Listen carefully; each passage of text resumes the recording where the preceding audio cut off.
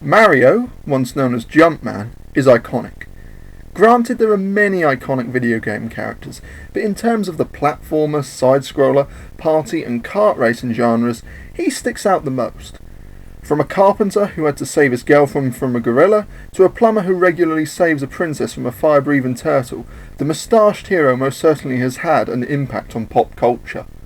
So much of an impact, in fact, that I have decided to make a brick film based upon the games he comes from, which I have called Super Mario, a Blocky Adventure. This short documentary will be an insight into how I made the underwater scenes, from my early planning notes right up to the finished scene itself.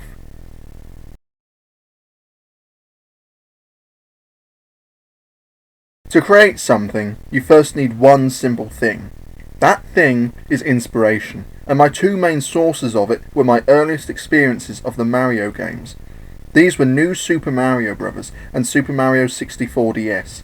The latter is a remake of a Nintendo 64 game, while the former is actually one of my favourite games of all time.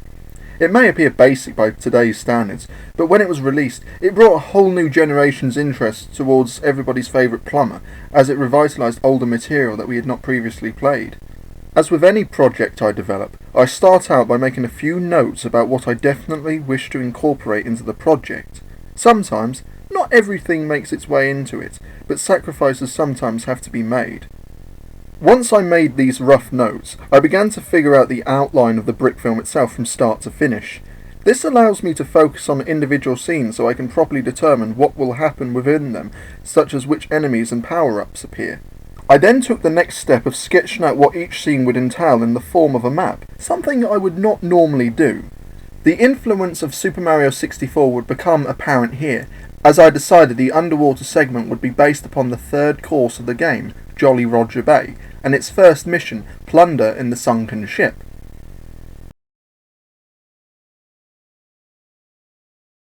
As with any project I develop, I will then create a storyboard so I know how the shots in the scene will be composed.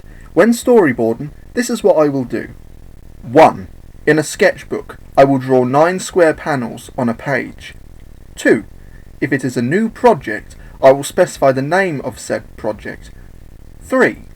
If it is the start of a new scene, the scenes will be bordered off from each other and the number of the scenes will be designated in the top left of its designated area in my sketchbook. 4. I will write down the stage directions under a panel and any additional notes along the left side of it, while a rough sketch with arrows depicting the actions of the shots will be drawn. 5. In the top left corner of a panel, a number will be provided. These numbers are the shot numbers, in other words, the sequence I will film them in.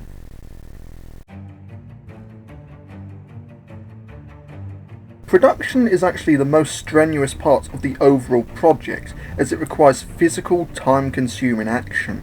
The filming of this scene, while far from complex, was rather unconventional, largely due to how much of the motion of certain objects would be created in post-production, such as the swimming fish.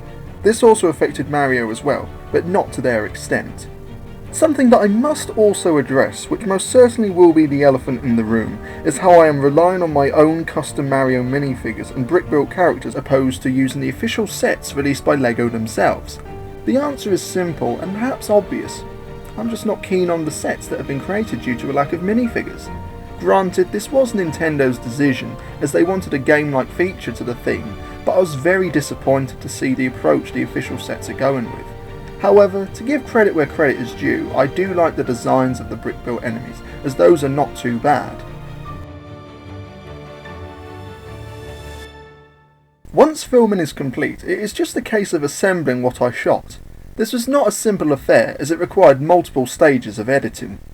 Stage 1. Editing the individual frames in GIMP, which is a free picture editing software akin to Photoshop. This allowed me to digitally animate the fish, as I had only shot a still image of them, so I simply selected the fish and nothing else before pasting the image on a green background, while I would gradually move it and save new frames every time I did this to provide the impression it is swimming.